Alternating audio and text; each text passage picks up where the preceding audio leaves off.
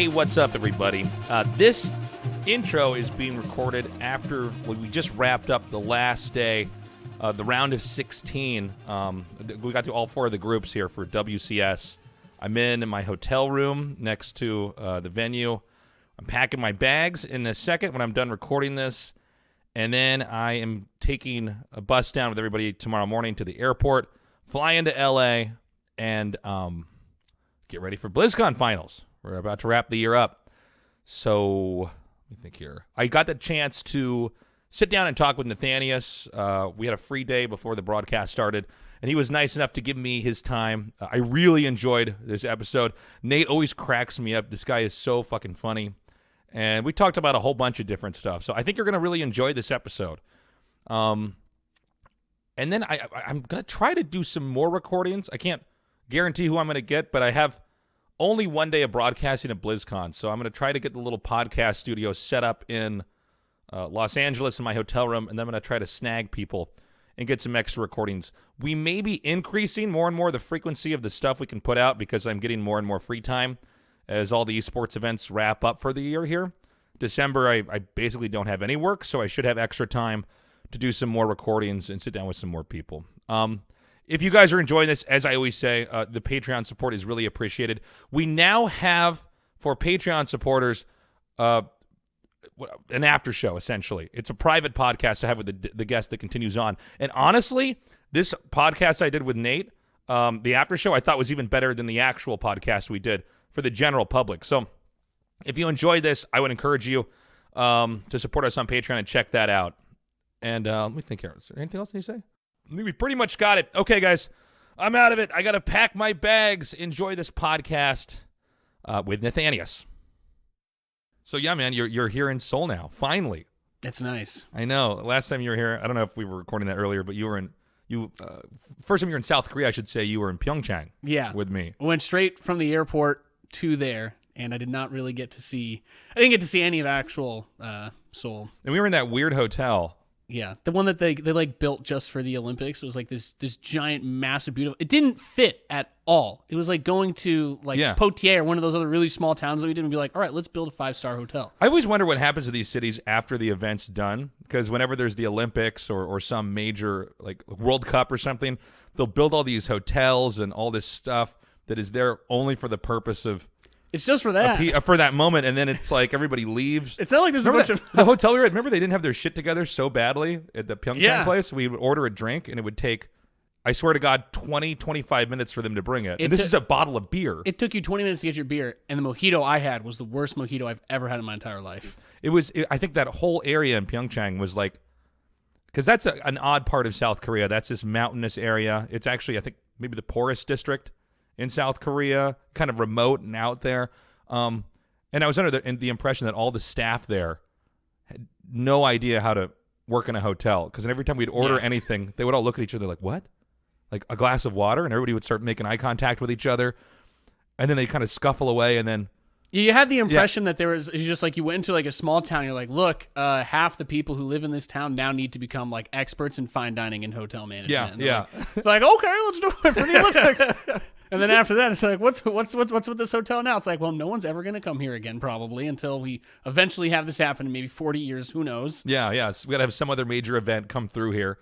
So what is it like to be in Seoul now compared to Pyeongchang? Now that you've only been here for 24 hours, right? Well, there's a lot. I guess there's a lot that I could technically say there. I mean, Pyeongchang was. I think my example is like it's like the Scranton, Pennsylvania of South Korea. Like it was pretty much like when we were in Pyeongchang, we went to like that Korean barbecue place, and it was like the owners had their kids like school stuff sitting out, and like it was just like this really small homely feel. And already coming out here, I mean, I love cities. I love the city vibes. I get a little bit of New York vibes out of here, and I love it. It's awesome. Yeah, man, this is right where I work, man. You're going to shadow your favorite caster, Tasteless, to his studio? That's my dream. We're going to be working in the Freak Up studio? They're like, Nate, you can finally come to Seoul and see everything. And I'm like, well, what you mean is I can finally come hang out with Tasteless on his home turf. I can have Grandpa Tasteless show me around, and you keep me safe, keep me from getting lost. Is there anything you want to do while you're out here, or is it just like eat Korean food, drink soju? That. You know what I want to do? You know what I want to do again that I really liked? What? Like we gotta find like another chicken bar, man. Chicken Hoff? Dude, when we did that in Pyeongchang, I thought that was awesome. I'm like, that's what I need to do out here. Do you know that there are, there are more chicken hofs in Seoul than there are McDonald's in the world? Yeah, that's an actual stat. That's. I don't know enough to dispute it. I'm just going to go with you on that. There's so many fried chicken places out here, and they're so good. Yeah, they're good. I just went to a random place. I was like, I landed in Seoul. I was like on my way to the hotel. Like Roddy flies in like tonight or something. So this was like yesterday. I'm like, okay, well, I want to get food. Like, where is everybody? And of course, the hand of God himself came down rapid. He's like, I can get you to fried chicken, Nathan. As a fellow obese American, I am ready to show you the light. And that was the first thing I did. It was incredible. I'm like, it's just everywhere too. Yeah. I mean, you're out here for what, a week, and then of course we're gonna go to BlizzCon together. Yeah. But normally you're streaming. How much does this fuck you when you're not streaming because you're overseas? Because I've heard from people that they lose tons of subs. Yeah, I mean it kind of comes with the territory, right? Like when I'm negotiating for events, something that I take into account with like my rate or whatever, like these days I'm going to be spending out and whether I could stream there. Nice thing about it is when I was actually in Pyeongchang, when I had off time, I was able to do a little bit of streaming because you guys have amazing internet infrastructure here. Yeah. And the cell networks are also fantastic. So if I want to just shoot the shit walking down the street, I can at least do that. But yeah, that's one of the harder parts about doing any of these events because it's a whole week gone, and with how far away it is as well, the time travel spent. And like I plan everything around that stuff, so it doesn't like have a real like noticeable impact. But I know that after BlizzCon's over, it's going to be like, all right, I got to grind. I can't miss more than 1 day a week. Basically, I take a little bit of time off, but usually recovering like number wise from events like this as a streamer, it's probably at least like 3 weeks of just going at it before you're like back to where you were before the event. Is that stressful? A bit. Yeah, it's a bit stressful. I think for me personally, the biggest thing that I've done to help combat that in the last like year or two is I don't know how much you've seen, but like I've been doing like different games and stuff, like filling in the time. So, there's not a Starcraft tournament every weekend in the United States. So like kind of expanding the commentary side of things and putting more of my, at least my like financial burden on that rather than the stream makes missing the stream a little bit less stressful. Is there a way that Twitch could fix that? It seems like for instance, like with Patreon, we have almost nobody pull out, but I guess the expectations are a little bit different because it's like I release an episode every 2 weeks. We may go up to once a week, but it's odd that like with streaming, people seem to pull out the moment that you're just not there. Even if you've been talking on your stream saying, guys, I'm going to be back, right after this event. That's a really interesting thing to consider because you put out a lot more content on a platform like that. Yeah. But Twitch is very, and I love streaming, but it's a very like instant gratification based platform. So if you're not on constantly providing that content, a lot of people contribute for like the attention that they're going to get or, seeing the alerts or like watching the live reaction of someone. Whereas for your Patreon, they know that they're supporting content that they like and they're going to get more of it. But I think the lack of the live element actually makes it more stable in that way, where people's expectation of what they're getting for their money is very set. Whereas on like Twitch, like if you're streamers, you're like, oh yeah, he's at this event, but like why would I go make sure that I'm still subbed, right? When my Twitch Prime comes out, or why would I go throw this guy $5 while he's casting a Starcraft tournament? He's getting paid to be there, And that's a tough thing because I'm not sure that there's like a lot of great solutions to that type of stuff. They're doing some weird stuff like sub-only streams and whatnot, but I think limiting your audience in that way doesn't like. I feel like that's more having a paywall like that. It seems, especially with everybody else. It'd be better not doing that. It seems like it'd be better to roll the dice if I was going to do a stream here from my hotel room and just let it be open in case someone new checks it out and they're like, oh, cool, this guy travels for work. I want to actually watch more of him rather than saying, oh yeah, only subs can watch me just kind of like just vamp out and play Zelda. When you're doing your streaming, are there games that you tend to find are better suited for you as a streamer over other games? Because I've streamed very little. And for me, I don't know. I have so much casting out here already. Right. I feel like I'm on camera enough, and then I do this podcast. I could stream, but for me, playing games is kind of something I want to be antisocial in. But I did notice when I did stream that some games just worked better for me being on camera and playing than others. Yeah, that's a really interesting point because I like to play a lot of games, especially games that I don't stream. And a really good example of this was there's like a game I was super hyped about for forever. I Kickstarter backed Bloodstained, that Castlevania like revival. That's from the guy that made the Symphony of the Night, right? Yeah, IGA. And I was really, really excited about that. And I was like, all right, I'm going to play this the moment it comes out. And it dropped. I was ready to go. And I streamed it. It was one of my favorite games I've ever played. It was so good. It matched all my expectations. I don't think it was an amazing game to stream, honestly, because I got so into it that it was a lot less about like of me interacting with my audience. And it was more like, yeah, you could basically just watch someone play the game and like really enjoy it. But there wasn't like a lot of commentary I could do on it. I'm just kind of sitting there like I'm 12 again playing Castlevania. Yeah. Like, oh yeah, this is the best, you know? Whereas naturally Starcraft's a game you can kind of commentate on a little bit. Although with like, the attention you don't and stuff, but that's one of the reasons I like Battle Royale games a lot for streaming. Yeah. Mostly because there's just so much built-in downtime to those games. Like you could complain like from like the esport perspective, you're like, oh my God, like these people are like sitting around doing nothing. But that's my time to read off sub notifications or be like, oh, hey, you're up in the chat or whatever, you know? And I kind of like the balance that I get off of that. And that's probably why it's like primarily what I stream outside of like StarCraft. I always found it when I did stream StarCraft, because I streamed Brood War for a little bit, I had no relationship with the chat at all.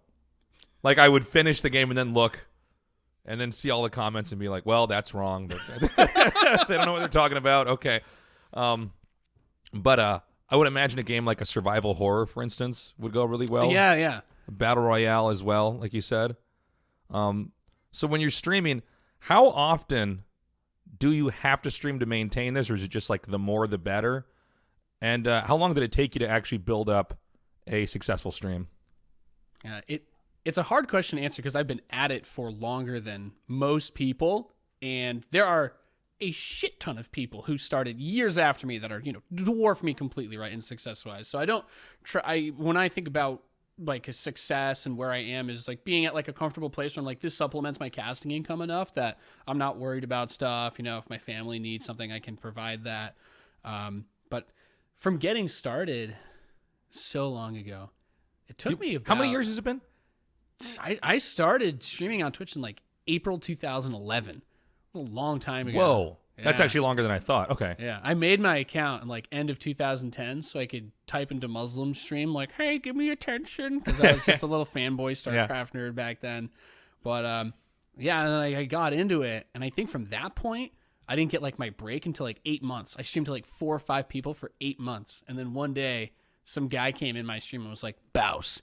And I was like, what?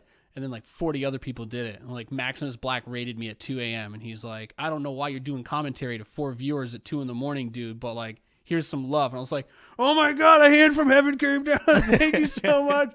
And that was like the Kickstarter for it. And I like met like a few of my first like longtime supporters doing that.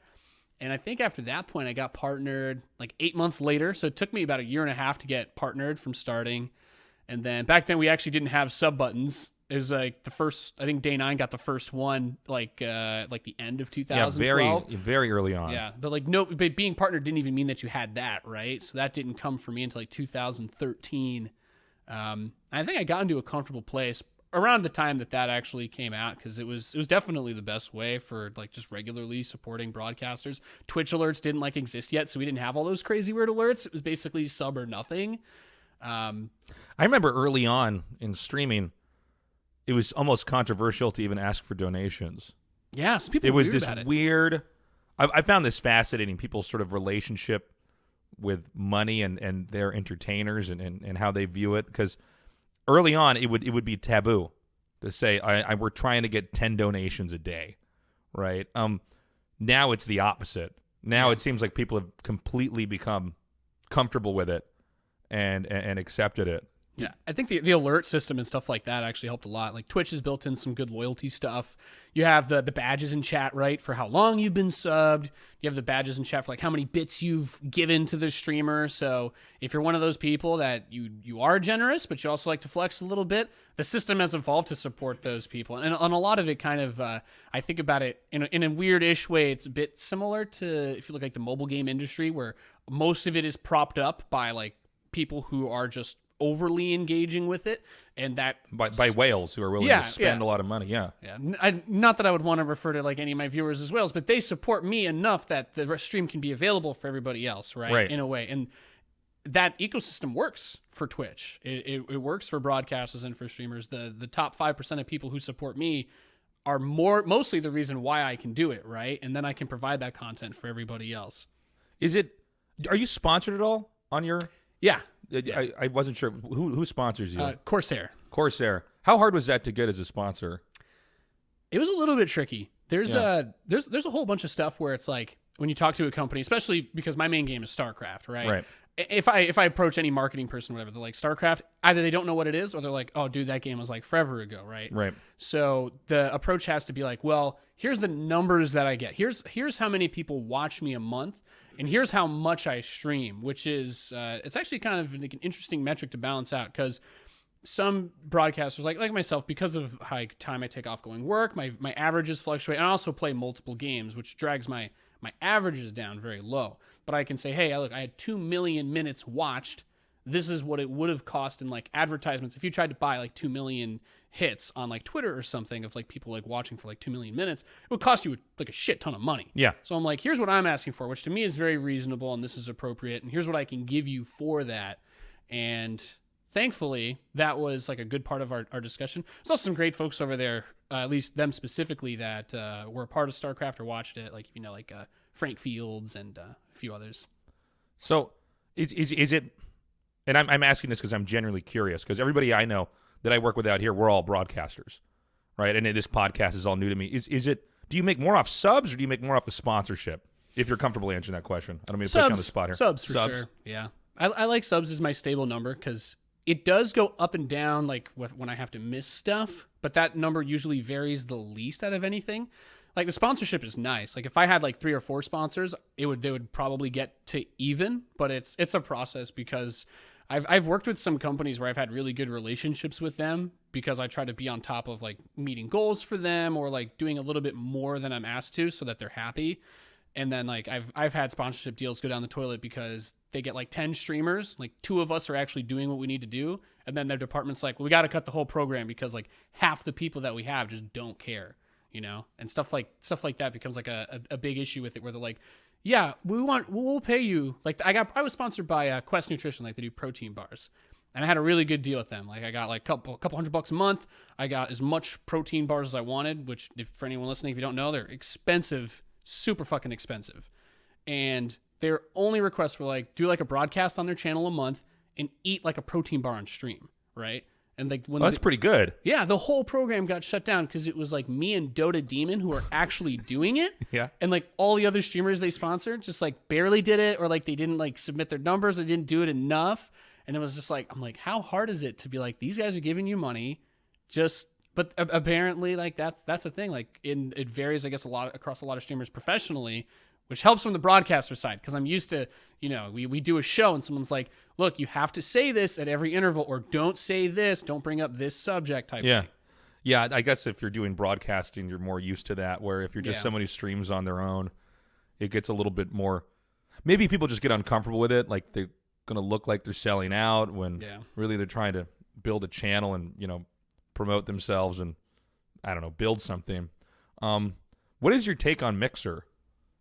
The competitor to Twitch, Ninja, switched teams and went over there. And Mixer, I believe, is owned by Microsoft. But yeah, what is your take on the platform? Do we need multiple streaming platforms? Well, I'm always going to say I think competition is good, especially for an industry like that. Yeah, I agree. Yeah. There's plenty of people have their grievances with Twitch, and they're working to fix some of their issues, but there's no getting around it. Like Mixer's just a much smaller platform. I think the first like numbers that started to come out after Ninja switched were that it didn't really raise their overall minutes watched on the entire platform, which is a huge negative for them. But I think the potential of platforms like that, just because of who's behind them, they can force it in interesting ways. Like I didn't know this, but I went to play like a console game with my brother. So he doesn't do like PC gaming. I booted up my Xbox, like dusted it off. I was like, okay, I have to break this thing out and update it. And there's like your games on that, and then the next menu is Mixer. I'm like, okay, well, if they're putting this in people's faces, like millions and millions of people in America buy Xboxes, right? Like PC gaming isn't as big. Like platforms like this could be built or it's like heavily influenced and grown just through the other tools that like Microsoft has access to. Can you use Mixer on a PlayStation? I have no idea. I actually do not know that. This just occurred to me. Like, yeah. But like on the Xbox, like you totally can. And it's like one of your main menus. It's not like you have to navigate to it. It's like your top bars, like library, Mixer, like store. Like it's in between there. And I think having that potential platform engagement is massive because you get into like a Microsoft Internet Explorer situation where someone who doesn't know about any of those products, if you buy an Xbox, it's the first thing you're going to see. You're going to be like, oh, Mixer.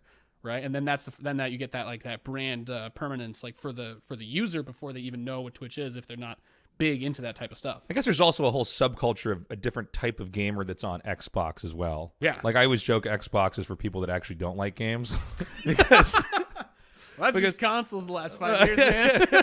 Well, like I've got a PlayStation for instance, and there's a Switch in my place as well, but I've had Microsoft products before. I've had an Xbox in the past, like the original one, but I tend to just end up buying the Japanese consoles. But there is a whole set of people who play sports games on Xbox, who will play, I guess, the shooting games that are not as common for people like you and I to play, like Halo. I don't know if you're a Halo person. I played a little bit of competitive Halo actually in college, but it was only because I was in a dorm room environment where there were enough Xboxes going around, and my roommate had an Xbox, but I guess this is a way for them to potentially tap into a lot of people who might not be as geared towards streaming. It seems like PC gamers primarily are the ones that are most into streaming. That's not to say that obviously, I mean, there's tons of console gaming on Twitch, obviously, but it does seem to be slightly more PC heavy. Yeah. So I wonder if that would succeed there. But it's odd because a lot of people, from what I saw on the internet, thought it was very odd to ever not use Twitch. And I don't think people understand that competition is actually really good. And I don't think we have enough competition with stuff online in general. You know, there's no... Well, I think another really interesting example here is there's this whole debacle over the last year about like Epic Games Store offering way better cuts to developers who put their games on their platform.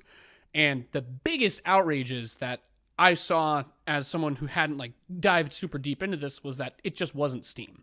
Now I love Steam. It's super easy. Like the way that it's set up, at least for me, is like it's awesome, right? I don't pirate games, but if I want my shit on one computer, like I can do that very easily. If I have to reinstall or move it, like it's super fine. And I'm like, oh yeah, well, competition here, this just seems good, right? They're it's gonna be better for developers in certain ways, and people just naturally resist that, Yeah. People bring up a lot of it's strange arguments that they don't have substantive evidence towards, where they're like, oh, well, these guys are collecting all your data. They're doing all of this. I'm like, do you think that all of this could happen without it being found out and like pursued legally? Like, do people think that all of this stuff just happens? Like there's just shadow people controlling everything that will never like even have evidence, or like the people won't find out that type of stuff? This is what happened with Facebook. I mean, they actually were selling people's data. Right. And it could totally be that way, right. But to jump to that immediately as like your first, like, I hate this because like these people are like the lizard men. I'm like, if you don't, I'm like, look, if you think that the Epic Games Store like is missing certain features, I totally get that. But as a platform, like if I want to buy a game that I'm not buying for social features, like I'm like, if I can get The Witcher on Steam, and I don't even know if this game is on Epic Games Store, but if I could get The Witcher on Steam or Epic Games Store and it costs the same, and they're like, well, the developer makes more money off this, like, I don't know. Like it seems like there's a reasonable argument for the developer to be like, well, hey, why not put it on this platform? I mean, there's basically one of just everything except for social media, and even with that, there's sort of one of each type. Right. It's like there's Steam for games, there's Facebook for all the people that you're supposed to be connected to on a more intimate level. Yeah. I don't use Facebook anymore because I have too many people that I know on it now. It's just I don't want to share this much of myself with anybody. No. Twitter for people who are fucking insane. I want to put points out there that they basically can't articulate very well because there's not enough space to put it out there. There's Instagram for kind of the narcissistic part of the social media where you're trying to show artsy stuff off and kind of create your own propaganda. I mean, this is all tongue-in-cheek what I'm saying, but, there's only one of each. And then there's TikTok, which seems to be super memey. I I just downloaded that on my phone yesterday. People want a way to just, it's like Twitter's for shitting out your ideas, right? Yeah. With like, we need a place to shit out our ideas in video form. Yeah. And yeah. I mean, it's a bit of like a market failure that like Twitter wasn't able to capitalize on that, considering all of their, stuff that they've been trying to do the last couple of years, at least in terms of being a profitable company. Yeah. Yeah. How much have they actually changed as a company, by the way, with Twitter? I feel like almost nothing's changed on that side at all. They're always talking about these new ideas. And I don't think anything has visibly changed. I can't tell, except that they made it. They added dark mode. That's about it. And then what else is there? There's Google for searching, right? Yeah. Well, they as far as technology goes, they basically are the shadow people. Yeah. and then you got Twitch for streaming games, but it would seem like, just to go back to the mixer thing, it would seem like the competition would be good, but I actually worked with a streaming company for a while called Azubu.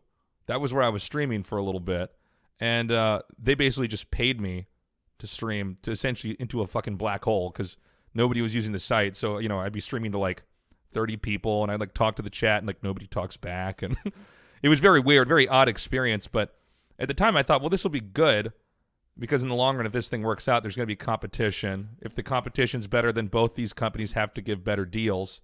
They have to be competitive to try to get other streamers' attention. But Azubu, I don't even think it's up anymore. But yeah.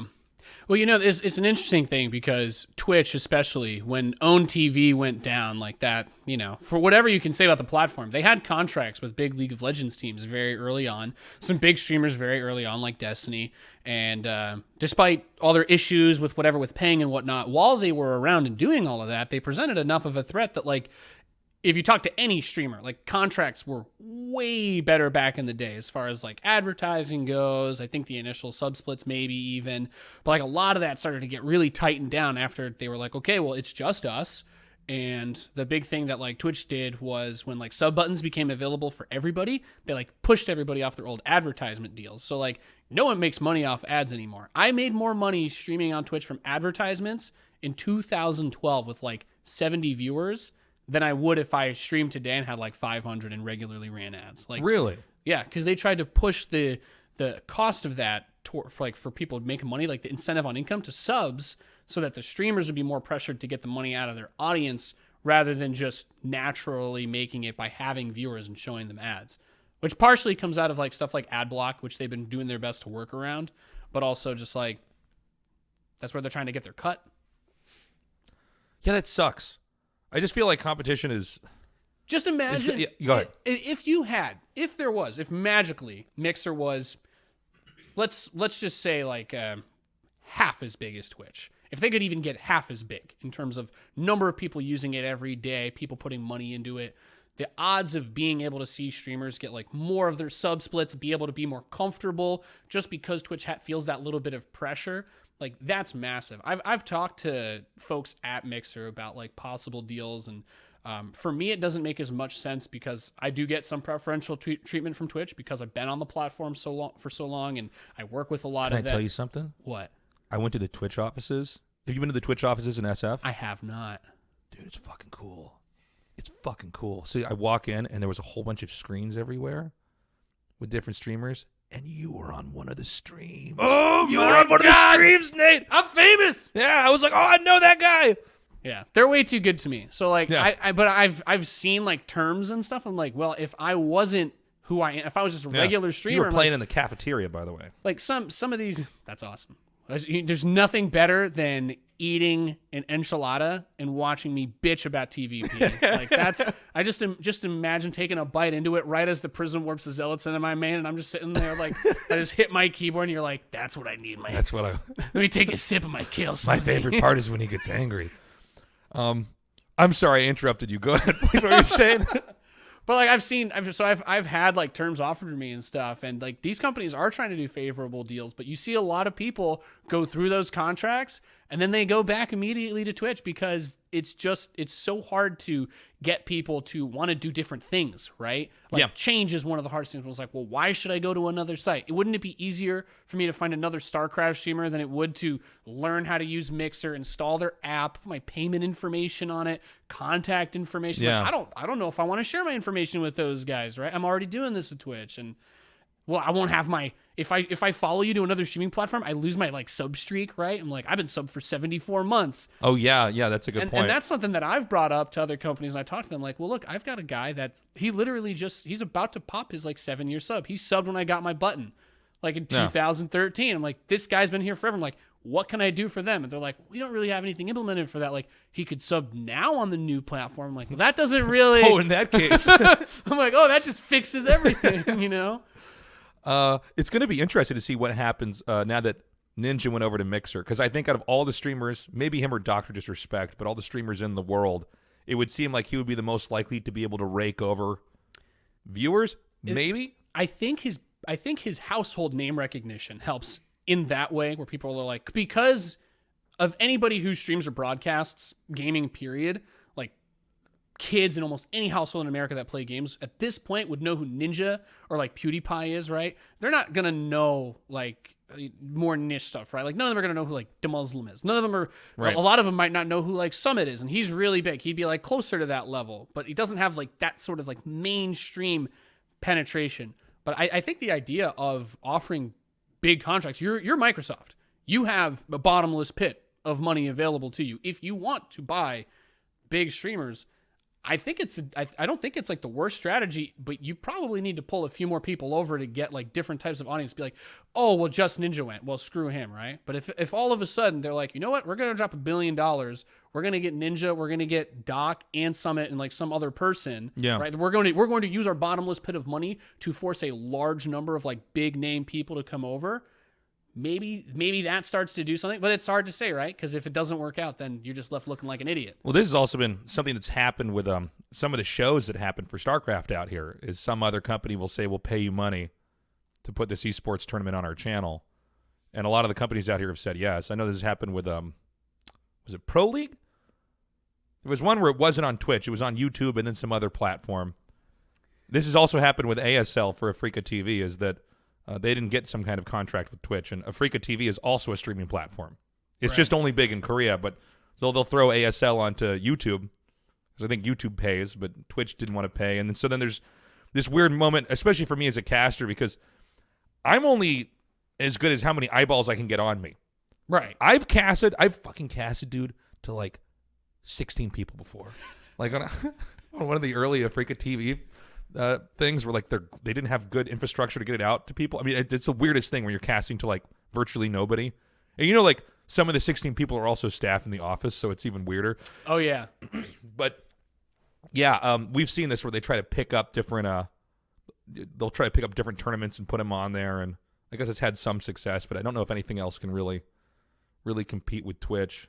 I think this is I guess the nature of any like pioneering industry, right? Is there are ideas and concepts for like content or ways to try and draw an audience that people just haven't thought of yet. You know, there's no way that with an industry this young, we've tapped innovation as far as how do we make a platform attractive? How do we get people interested? Because some of the platforms that are smaller, because they don't have as much strain on them resource-wise, because they're like, okay, yeah, you know, we're in that VC stage, you know, we have a lot more supply than demand, like we can do stuff, and like they have really good video players, really good delay type things. But that was one of the other things that like Twitch has kind of gone back and forth on, like their stream delay and video quality over the years, because they're like, at first they had a really good setup and they actually scaled it down like 4 or 5 years ago when they started to get bigger, and then after the Amazon purchase they started to ramp it back up again.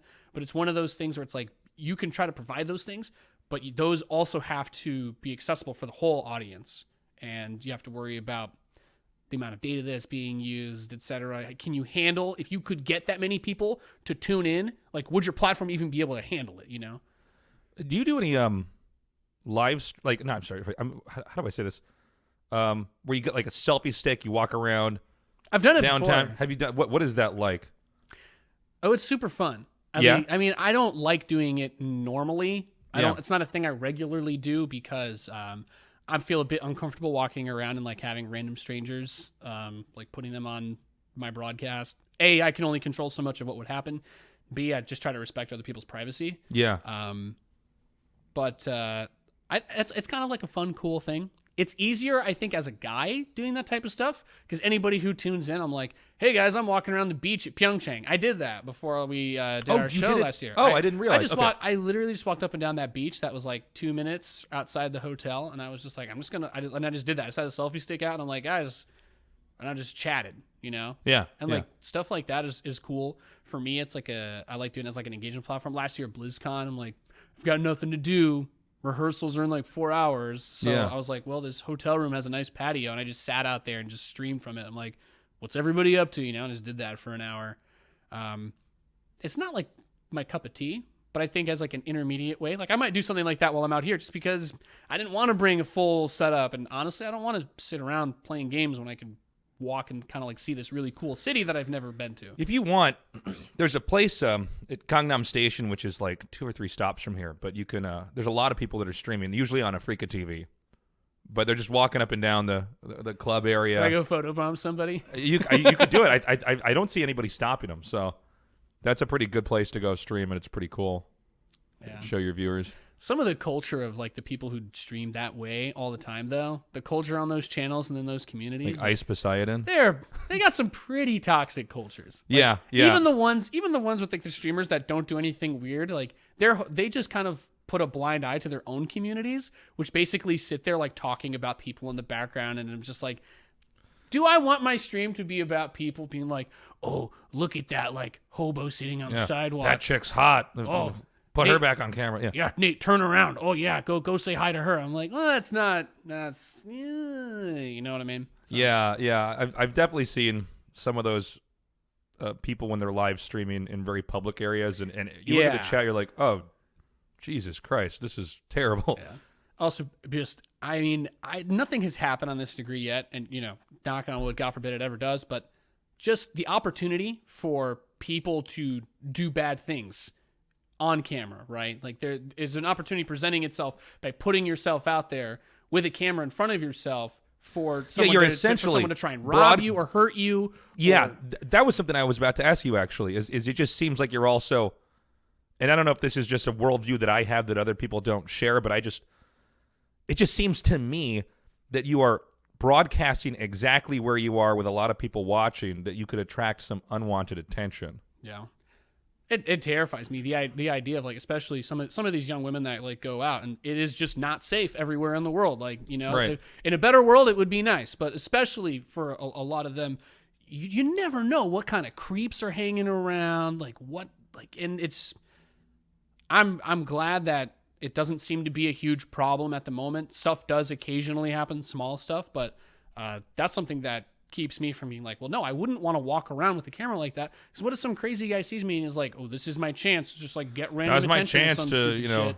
or just run up and say something really racist into the into the mic, and like, there are people on Twitch who get banned because they'll be literally walking down a street and someone will come up and just like punch them or something like that. Fuck. And Twitch will be like, well, we don't want people discussing and like showing this all around everywhere, so they'll like delete it, and they'll be like, look, you need to be like.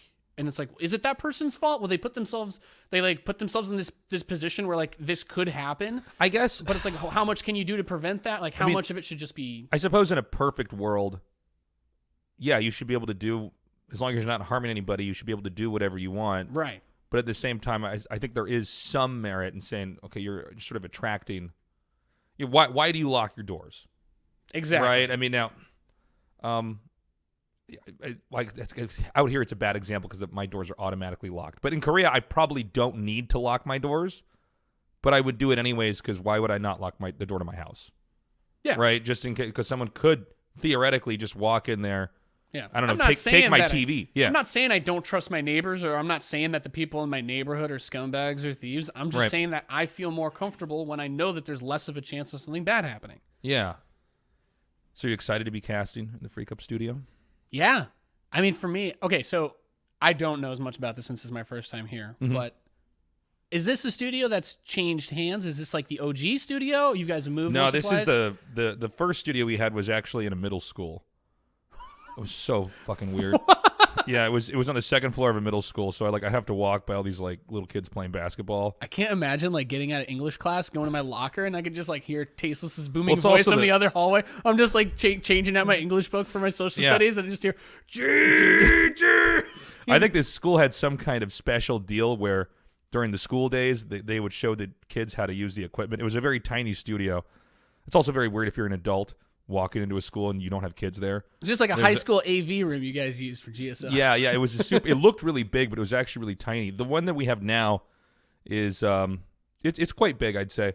It's just about a 5-minute walk from here, but it's a very open area. I'm curious to see if you're going to find it to be bigger or smaller than you expected. I mean, I think one thing that I've learned, probably one of the biggest things about like sets, is cameras are magic and directors are very good at their jobs. I never forget the first time I went to do this was like one of my first things I was doing when I went out in Sweden, and I was like working with the Good Studio, and they were doing like Fragbite Masters, and I had seen the show before. I was like, oh yeah, well, the Good Studio, like they do like the show. They got this big nice space. It was the tiniest fucking room I'd ever seen, and it was like their basement. It probably about the size literally of where we're talking, like between the two of us just having this conversation. They packed everything in. And I look at the camera shot, and all I can think is, these guys know how to frame a shot very, very well. What is he doing now? Too good. God knows, man. He had like game going on for a while, but we like never heard of it. I have no idea. For those of you guys that don't know, Too Good, James Harding, super talented guy, super charismatic guy, was publicly fired by Gaben. He got smitten by Gaben. Yeah. He got smited. Whatever the past tense of smite is. Smitten is me right now with you, Nate. No, he got smited. On Reddit, Gabe, the owner of Valve, of course, the owners of Steam, he said that they're not going to work with him anymore. He was fired publicly. He called him an ass. And then we just didn't see him at events anymore, but I know he was working on a game or something. I met him a long time ago in Paris, back when Blizzard did not just BlizzCon, but the Worldwide Invitational, which was like BlizzCon overseas. That's where I first met him. Super nice guy. Yeah. But I don't know what he's doing now. He was a great dude to talk to and work with. I think on air, right? He was a bit of like a shit poster personified, honestly. And it doesn't play with everybody. Yeah, there's certain types of personalities that, people like, and I mean, the late iNcontroL, Jeff iNcontroL Robinson was like this, where some people loved him and some people just were not comfortable with his sense of humor. And I think one of like the biggest things, especially like that personality, is just an amazing example, because you either loved or hated. Like there was no in between. You're either like, this guy's too much, or you're like, I love just how over the top it is. There's no person that's like, yeah, it's the perfect balance of professional and funny. It's like, no. He cranked it up to 11, whatever direction he was going in. I always like people that can fuck around on a show and have a good time. It's nice. Especially, and you've had to do this. You do like the hosting role. Yeah. And it's just, and I've done it as well. So it's the entire process for basically, if you tune into like WC or something, and you're like, whoever's in that host spot is just someone talking to you the entire time. Like, okay, we're going to this graphic next. We're doing this. Tell your co-caster to shut up. We need to move on. Tell him to wrap it up. Tell him to wrap it up. Tell Roddy to stop talking about games from 5 years ago. Exactly. And Kevin, and then you'll try to give Kev the look, and then he's like, but actually my favorite moment from Skillis's career was actually this PVZ he played in the 250 Euro Cup. And then like in your ear, so it's like Dagny's like, we need to move on. We need to move on. So it's like commercial. And like when you work with a personality like that, it's amazing for the show. But it turns into this game of tug of war where you're like, okay, Jeff, like you have like some power here, but like we need to wrest a little bit of it back. And then he would like give you that look where he's like, oh, I know you're trying to get us to the next segment, but I'm here to fuck with production. I'm not going to let go. Oh man, it's sad that he's not going to be here for this BlizzCon. Yeah. This has just been a really rough year for Blizzard and for everybody. It was weird seeing the graphic come up where I saw on my Twitter feed where they announced us as casters.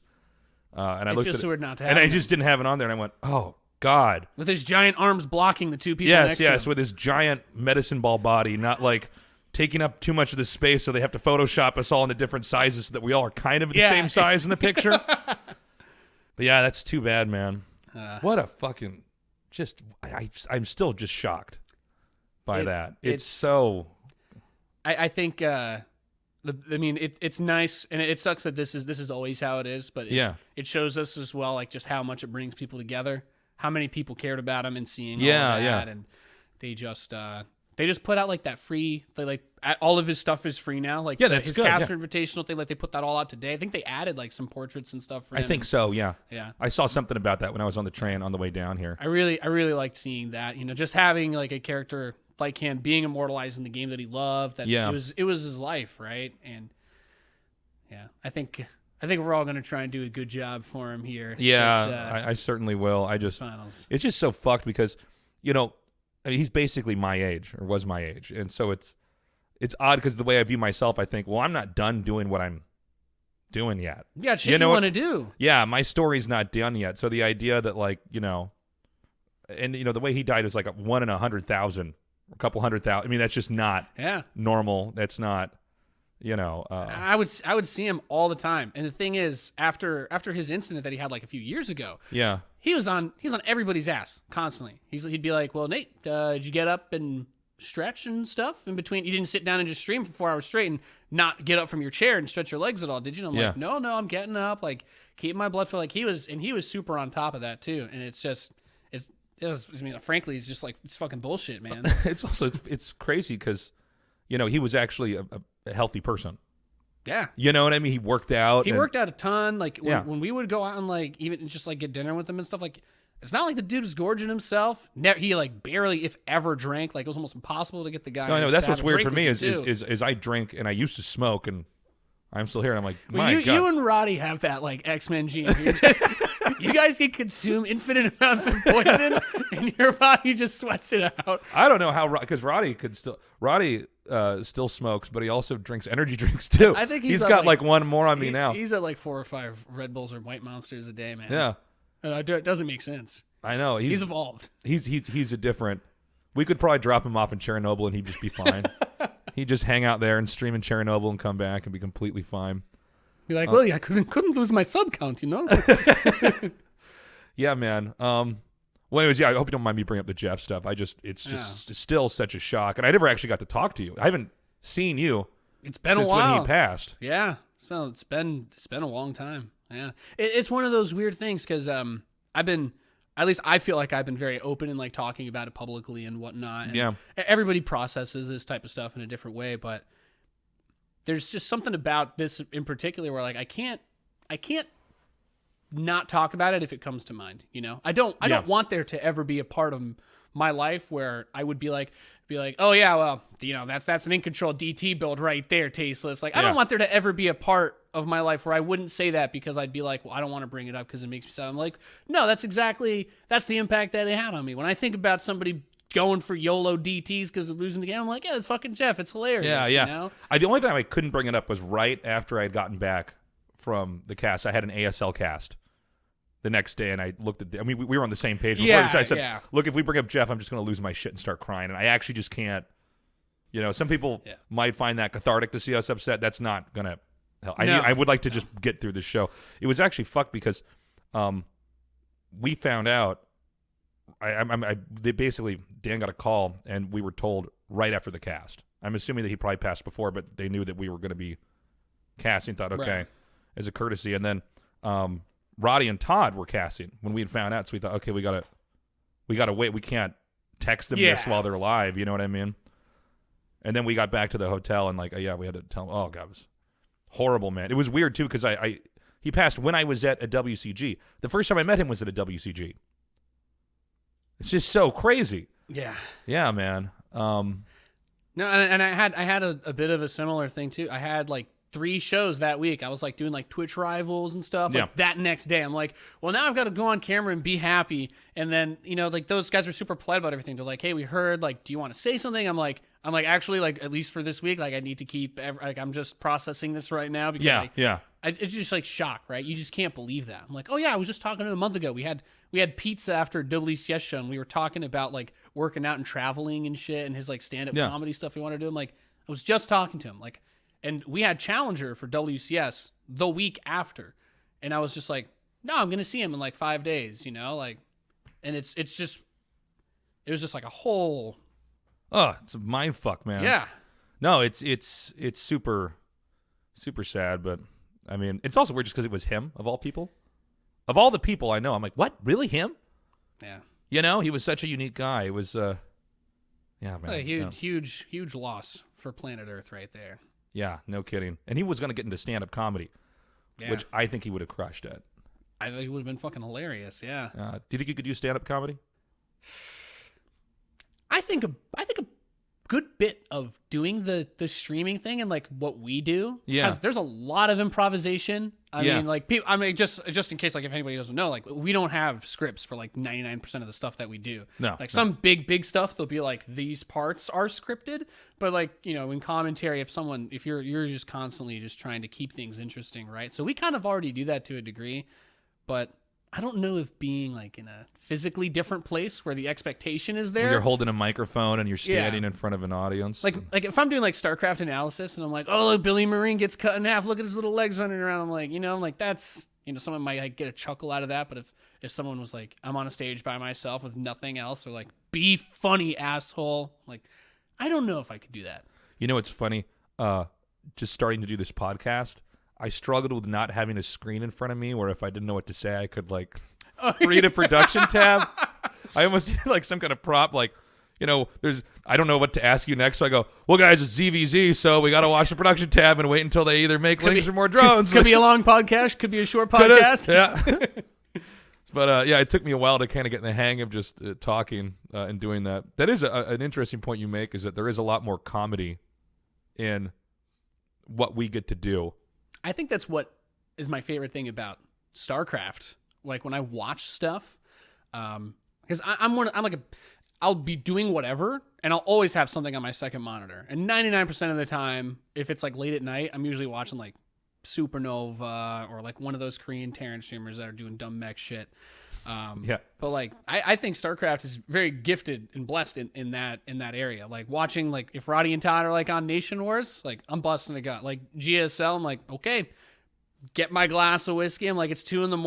I'm just gonna laugh my ass off to Nick and Dan talking about stuff that's semi-related to the game, and I'm like watching really good Starcraft, like I think that's one of the best parts of the experience, is because we're all such a tight-knit group, and like the humor is there. We've all been doing this for so long. It also strikes me that Starcraft people seem to have a sense of humor. Yeah. There's something about the game. I think because the game's so hard that this type of gallows humor comes up, and there's also so much absurd, because everybody tries so hard to be good at Starcraft, and it's such a crushing game. It is. That I think that also there's so many absurd situations that can happen once you build a relationship with the game itself. I think you'd appreciate this as well. But like one of my favorite things to say, because it's one of the most honest things that I can say, is at some point every couple of weeks just playing Starcraft, something happens to me that I've never seen before. Yeah.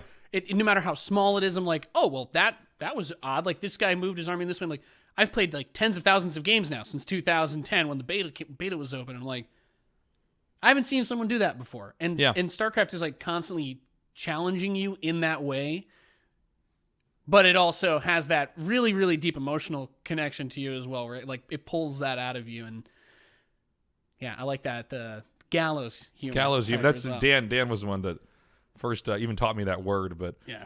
Because there's something so hopeless most of the time when you're trying to play StarCraft. You have to put in so much time to even be sort of kind of good.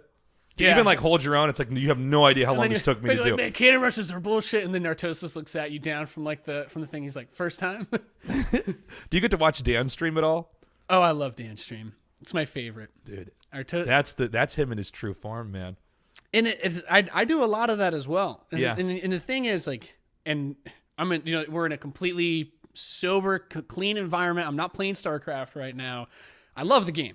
I have very few actual problems with StarCraft, and I love that there's a million different strategies that everybody can use. Some of them, better than others. But when I'm playing the game, and when I'm losing, and I'm like this. Normally, I'd be like, I think this is actually a little bit silly. But like when I'm playing the game and I'm losing to it in that moment, I'm like, dude, fucking Warp Prism, man. You just get one inside. It's over. You just lose. You're dead. Like everything else you were doing, like, doesn't matter anymore. I'm like, and then you kind of get that. And, Dan has a bit of that as well, where it's just like, salt. Yeah, but the thing is, if you didn't care about what you were doing, that would never come out, right? Like, who, and I correct me if I'm wrong, but when I watch sports, any kind of sport, whether it's people playing esports or if I tune into a football game, basketball, whatever, people get heated. It's a very normal part of being competitive, and a lot of it isn't just about, something as I would say silly as like balance, right? A lot of it's just kind of like that internalized hatred towards yourself, towards wanting to be better, wanting to be a better player, be competitive, and the way that people process that, it comes out differently for everybody, right? Where I'm like, I know that I could have handled this better, but at the same time, I am projecting my anger onto what is causing my problem right now.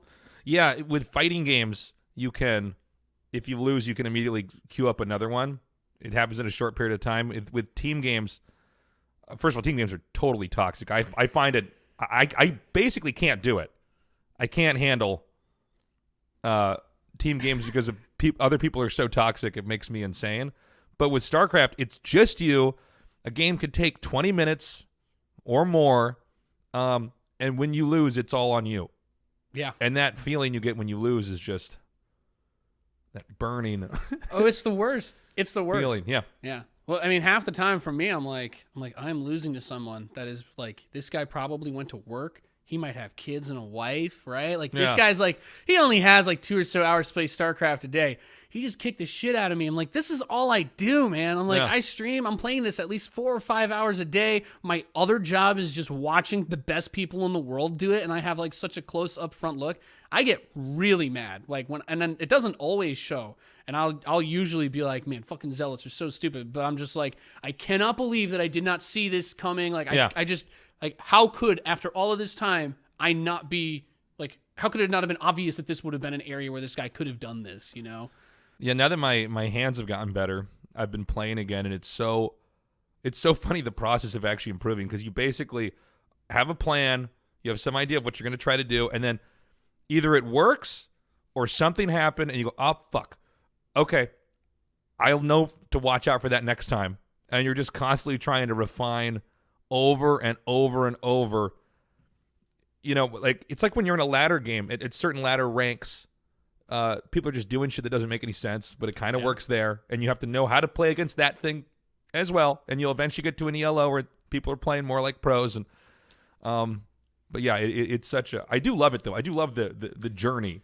Yes. Yeah. It's the best part. I mean, the ladder is the best part of, like, I would say competitive games in general, but for StarCraft, it's really just, and you look at what people don't like.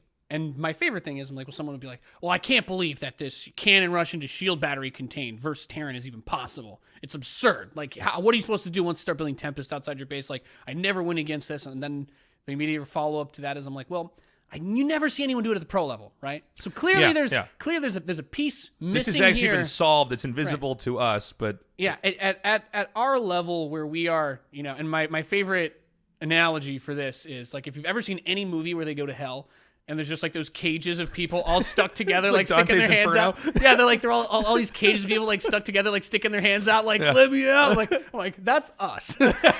And I'm like, the thing is, this to us, these people, us trying to get out and like get somewhere, break out, and actually separate ourselves from the rest of the pack. Those builds are always going to be viable. Those builds are, people are like, Nate, I can't believe you play mech versus Protoss like every game. I'm like, yeah, I'm a top like 150 player on NA, and I do that, but could I break out doing that? Probably not. But the thing is, it works because we're all stuck in this writhing mass. This is your contribution to the meta. Yeah, exactly. We're all stuck in this writhing mass that like is the StarCraft meta in scene. It's like those people that are at the top because they can separate themselves in that way. And they're the people that are walking by the main characters that are like, oh God, I'm glad I'm not a part of that. Yeah, man. It's fun. So you got any hopes or expectations for this cast, or? You know what? But we're going to be doing. By the way, I don't know when this is going to be put out, but this is right before the WCS cast out here in Korea before we fly to BlizzCon. Yeah, my hope for this round of 16 that we're going to do is, I have come to be very pissed off by a group of Terran players known as Maru fanboys.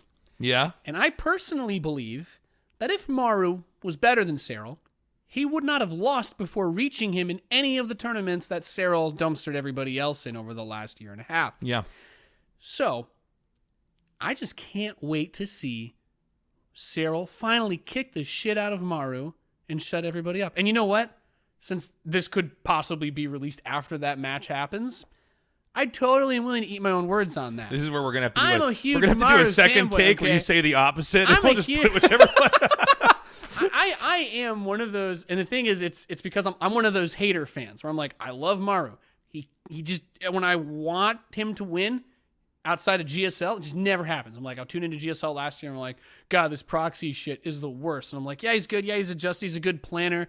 But I'm like, you put him, like, you throw him into the fire, and like he just hasn't produced like those results. I'm like, I want to see him win a world championship. And I'm like, he's disappointed me in a way where I'm like, I want to be vindicated and see that Seoul is actually this player that has reached that level. Do you ever get angry tweets from people where they think you're being disrespectful to pros? Does that ever happen? All the time. Yeah, I get that. All the time. Especially so weird.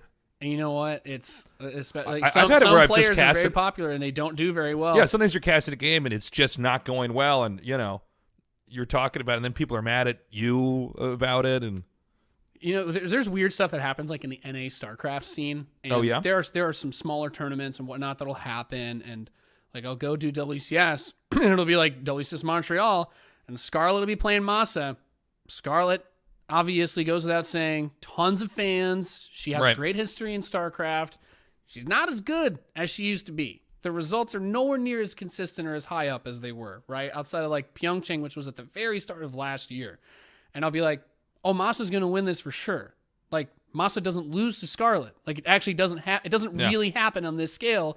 The last couple matches that I've had, like, I've seen, like, Masa's done very well. And I'll be like that. People are like, I can't believe you discount Scarlet like that. I can't believe you'd say that. I'm like, look at the WCS Challenger results. I'm like, I don't know what to tell you. Like, Neeb cleans up in NA right now. Yeah. But I'm like, at this point in time, like, Masa has Scarlet's number. And she has not, like, been able to break out in that way where she's like, all right, I'm on top. I'm in top form again, Yeah. Because she's a player that can be very good, but can also, her lows are as high, her lows are as deep as her highs are high. Whereas someone you might say like, I don't know, like Neeb, he's maybe not considered crazy consistent, but he doesn't drop down as far when he's losing as a player like Scarlet does. I'm super excited to show you the studio. I think our production staff's actually a little bit nervous about having this many foreign casters here. Really? Well, a decent number of the staff doesn't speak English. Oh boy! So this is going to be interesting. I think we're actually out of time, but can we go to the after show real quick here, because we got a meeting. Okay. We got to go across the street here, pretty soon, because there's a meeting. I think not too far from now. Nate, buddy, I love you, man. This was a lot of fun, dude. This was a ton of fun. Thank you so much for being on the podcast, man. Thank you so much for having me, Nick. It's been a good time. That does it for that episode with Nathanias. Sorry. I'm hoarse. I know I'm always clearing my throat in this podcast, but I just cast it for 4 days. That does it for this episode of the podcast. Now, don't forget, there's an after show. And like I said at the start, this after show I thought actually went better and was even more fun than the podcast we did here. But you can only get to that after show if you go to our Patreon. So if you want to hear that, you know how to get it. Hey, guys, thanks so much for joining this episode of the podcast. I'm going to, again, try to record some more episodes with more people at BlizzCon because I have more free time. I also don't have that much work at the very end of the year, so we might be increasing the frequency of stuff coming out, and then it may slow down when I start the normal cycle again. It just depends on how much time off I have, basically. Anyways, guys, I love you, and I love doing this podcast. Special thanks to John Kernicki, Charlie Sheaver, and Rohit Sinbadi. Thank you, guys, those of you who are supporting me with $100 or more. It makes a huge difference. Again, the more support we get, the more I can do with the podcast. I'm trying to make it so that the podcast can kind of fund itself. So more money means cameras, which, by the way, we are going to be doing camera stuff when I get back from BlizzCon. I don't want to bring a camera all the way down there that I don't know how to use yet and try to figure that shit out on my own. But when I come back, we'll be doing that. But yeah, cameras, more mics, stuff to enhance the show.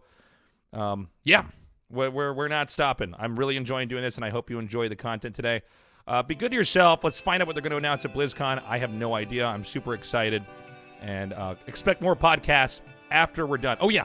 there's not going to be a podcast on the BlizzCon, the day after BlizzCon. Right, we're going to wait until the next week. Yeah. Because there's just going to be too much, I don't know, probably whatever they announce, if they announce stuff. I'm assuming they are after what happened with Diablo Immortal. They got to have a win here. So, but I'll be doing more recordings, and then I'll fly back with the equipment, and then we'll start cranking out more episodes. So, guys, be good to each other. If you see me at BlizzCon, feel free to come say hi. Love you guys. Take care. Bye-bye. This podcast was produced by State, artwork by Alaris, music by Mark Lentz.